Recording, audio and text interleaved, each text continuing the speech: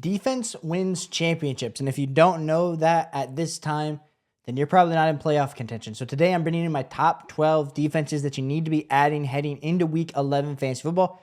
And we started off here in the S tier. And I think there's 3 solid defenses this week. Number 1 is going to be the Houston Texans going up against the Tennessee Titans. Right now, the over-under in this game is 40.5 points, with the implied point total for Tennessee is 19 points, with Houston being 21.5. Listen, Tennessee has absolutely struggled to move the ball all season. It's been kind of better since they fired Brian Callahan. But this is the team, this is the matchup. The way that this Houston front 7 has been playing, when you look at both Hunter just getting a ton of sacks, getting a ton of pressures, the way Stingley on the back got an interception in that Week 10 game. I just want to be banking on this Houston Texans defense, especially with the way that this Houston Texans offense has been struggling. The defense kind of has to be and apply the pressure and be the aggressor. And so for me, S tier number 1 defense is going to be the Houston Texans. My second team here in the S tier, it's going to be the Baltimore Ravens going up against Cleveland. Right now, the over-under is 39 points, with Cleveland having an implied point total of 18 and the Baltimore 21. The thing, like we said, is -3 for Baltimore. With Lamar Jackson, they're going to get up. The offenses, we just talked through the offenses without even talking through the defenses. There's just no way in heck that this Cleveland Browns offense of Dylan Gabriel, Fannin, Njoku, Judkins can even handle and compete with the Baltimore Ravens with what Lamar Jackson is doing. So I assume the Baltimore Ravens are going to get up early, and it's just going to let that defense just kind of eat. And there's been a lot of secondary issues for the Baltimore Ravens this whole entire season, but I do like them here in the S tier going up against Cleveland. And the last team in this overall S tier, it's going to be the New England Patriots as they go up against the Jets. I understand the Jets maybe have a few highlight plays a game, but when you look at Justin Fields, who literally threw the ball for 50 yards this last week, I understand he didn't have maybe as many attempts as a lot of people are saying. So maybe it wasn't it was more game script dependent on why Justin Fields didn't throw the ball. I still want to be letting the New England Patriots, who are about to be just going and eating against this Jets team with a -4 spread,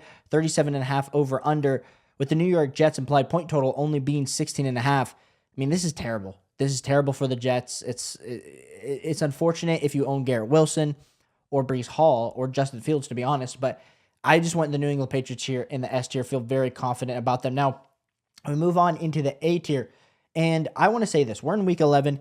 If you like defensive rankings, make sure you hit that like button, hit that subscribe button. We are bringing you defensive rankings, kicker rankings each and every week. So I want you guys here because I know that actually helps move the needle. There's a ton of other creators that are putting out content on running backs, wide receivers, tight end, quarterbacks. Yeah, cool. Go watch that. But I want to make sure that I'm here for you for that defense and for that kicker. But A tier is going to be the Green Bay Packers going up against the Giants.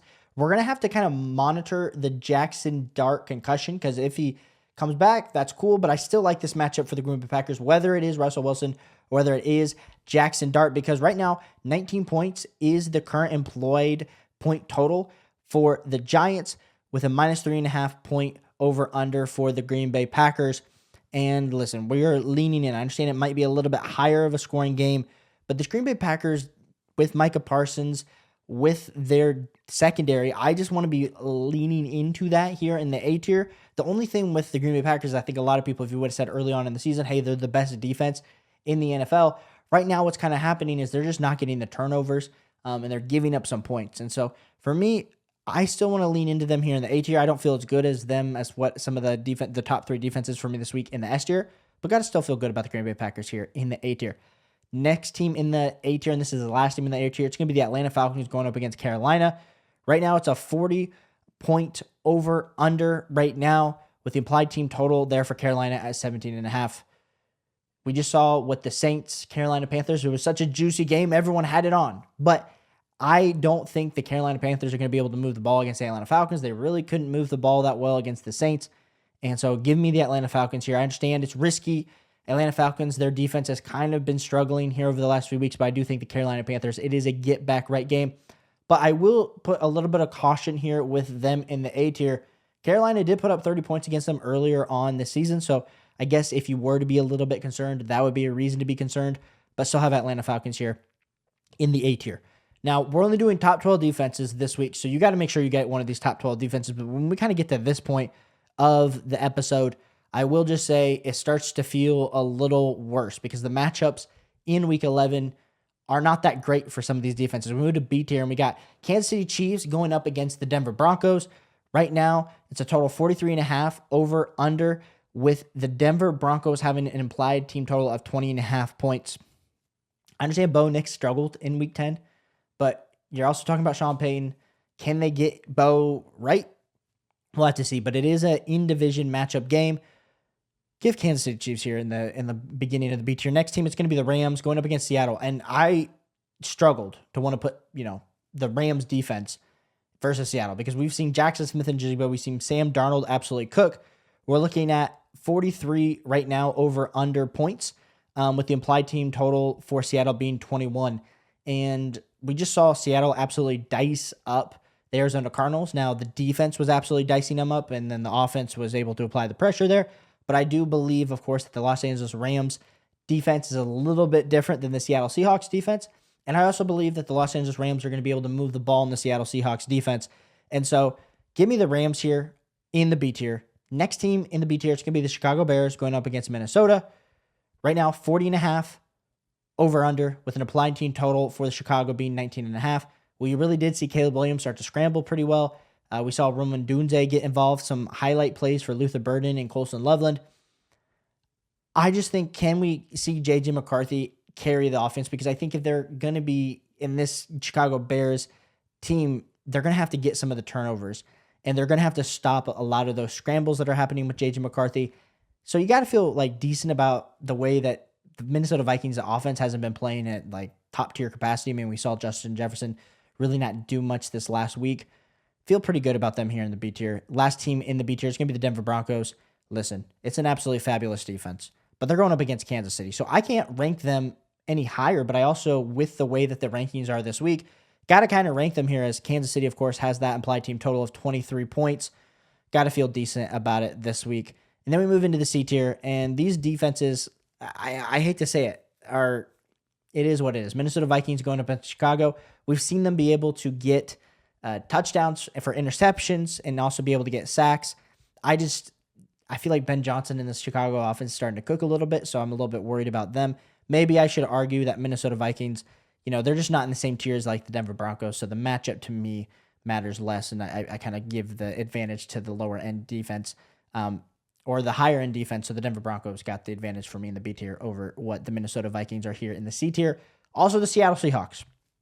I love the Seattle Seahawks. If you had the Seattle Seahawks defense in week 10, you 100% probably won your overall matchup. The thing that I want to say about the Seattle Seahawks defense, we're going up against the Rams. Right now, the Rams might be a top 3 overall offense in the NFL. And I understand the issue with the Rams is they win in so many different ways. You got Puka Nacua, you got Devontae Adams, and then you got the run attack. And then you have the play action where some of these tight ends, it doesn't really matter what the name is of the tight ends, whether it's Ferguson, whether it's Hunter Long, they're getting involved. They're getting involved. And so Seattle Seahawks defense, maybe this is low. Maybe we should rank them higher, but I do think this is going to be kind of a bad week for the Seattle Seahawks going up against the Rams. Now, the juicy thing is I would say this about the Seattle Seahawks. They are going up against the Tennessee Titans next week, so they're going to be 100% be like defense number 1 when it comes to week 12 fantasy football defensive rankings. But if you have to drop them, there probably is a better option this week. And then my last defense here in the tier, it is going to be the San Francisco 49ers as they're going up against Arizona.